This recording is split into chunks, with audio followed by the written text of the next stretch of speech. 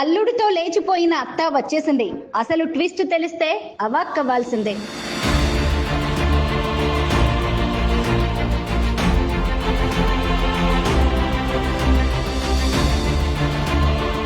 కాబోయే అల్లుడితో అత్త లేచిపోయిన ఘటన దేశవ్యాప్తంగా తీవ్ర చర్చనీయాంశమైన విషయం అందరికీ తెలిసిందే. అయితే ఆమె భర్త పోలీసులకు ఫిర్యాదు చేయడంతో భయపడిన ఆ జంట తిరిగి వచ్చింది.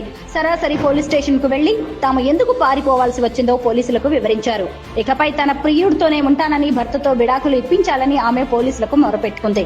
ఇంతకీ ఆమె ఎందుకు అల్లుడితో వెళ్లిపోయిందో ఇప్పుడు తెలుసుకుందాం. తన కూతురికి ఇచ్చి వారం రోజుల్లో వివాహం జరిపించాల్సిన అల్లుడితో వెళ్లిపోయిన అత్త కథలో సూపర్ ట్విస్ట్ చోటు చేసుకుంది. బుధవారం స్వప్న, రాహుల్ పోలీసుల దగ్గర సరెండర్ అయ్యారు. ఈ క్రమంలో తాను కాబోయే అల్లుడితో ఎందుకు వెళ్లిపోవాల్సి వచ్చిందో ఆమె వివరించింది.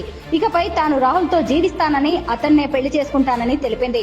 అలాగే తాను ఇంట్లో నుంచి వెళ్లేటప్పుడు డబ్బు, బంగారం ఎత్తుకెళ్లినట్టు తన భర్త చేసిన ఆరోపణలు నిజం కాదని తెలిపింది. ఉత్తరప్రదేశ్ రాష్ట్రంలోని అలీగఢ్ లో జరిగిన ఈ ఘటన సోషల్ మీడియాలో తెగ వైరల్ అయింది.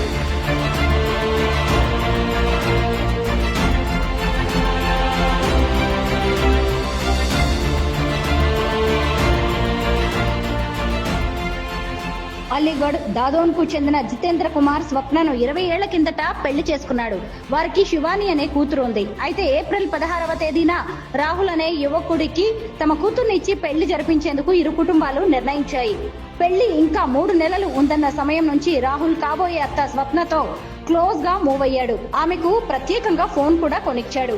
వీరి మధ్య బంధం క్రమంగా బలపడింది. అది కాస్త వివాహేతర సంబంధానికి దారితీసింది.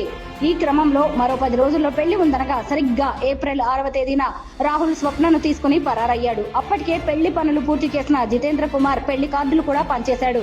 తీరా అనూహ్య ఘటన జరగడంతో పోలీసులను ఆశ్రయించాడు. తల్లి కాబోయే భర్త నిర్వాకానికి శివాని మంచాన పడింది. అయితే ఈ ఘటన దేశవ్యాప్తంగా సంచలనం కావడంతో పోలీసులు ప్రత్యేక దృష్టి పెట్టి వారి కోసం గాలింపు చేపట్టారు. ఈ క్రమంలో పోలీసులకు దొరికితే ఇబ్బంది తప్పదని ముందస్తుగానే తమకు తాము పోలీస్ స్టేషన్ కు వచ్చి సరెండర్ అయ్యారు. కానీ స్వప్న మాత్రం తను భర్తతో ఉండనని, రాహుల్ తోనే ఉంటానని తెగేసి చెప్పింది. తన భర్త జితేంద్ర కుమార్ పెద్ద తాగుబోతు అని, తరచూ తాగొచ్చి తనను కొట్టేవాడని, తన కూతురు కూడా తరచూ తనతో గొడవలు పెట్టుకునేదని, అందుకే తాను ఈ నిర్ణయం తీసుకున్నానని ఆమె తెలిపింది. తాను ఇంటి నుంచి వెళ్లేటప్పుడు డబ్బు, నగలు తీసుకు వెళ్లలేదని, తన దగ్గర కేవలం ఓ మొబైల్ ఫోన్ 200 రూపాయలు మాత్రమే ఉన్నట్టు తెలిపింది. మరోవైపు తనను స్వప్న బెదిరించడంతోనే ఆమెతో పారిపోవడానికి ఒప్పుకున్నట్టు రాహుల్ కుమార్ చెప్పాడు. అలీగఢ్ బస్ స్టాప్ లో కలవకపోతే తాను ఆత్మహత్య చేసుకుంటానని స్వప్న తనకు ఫోన్ చేసి చెప్పిందని, దీంతో తాను అక్కడికి వెళ్లానని, ఆ తర్వాత ఇద్దరం కలిసి లక్నో వెళ్లినట్టు అతను తెలిపాడు. పోలీసులు తమ కోసం గాలిస్తున్నారని తెలియడంతో తామే వచ్చి లొంగిపోయినట్టు చెప్పాడు.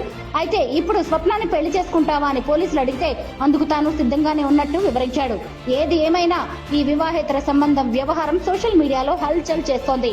నెటిజన్స్ తమ ఇష్టారీతిగా కామెంట్ల వర్షం కురిపిస్తున్నారు.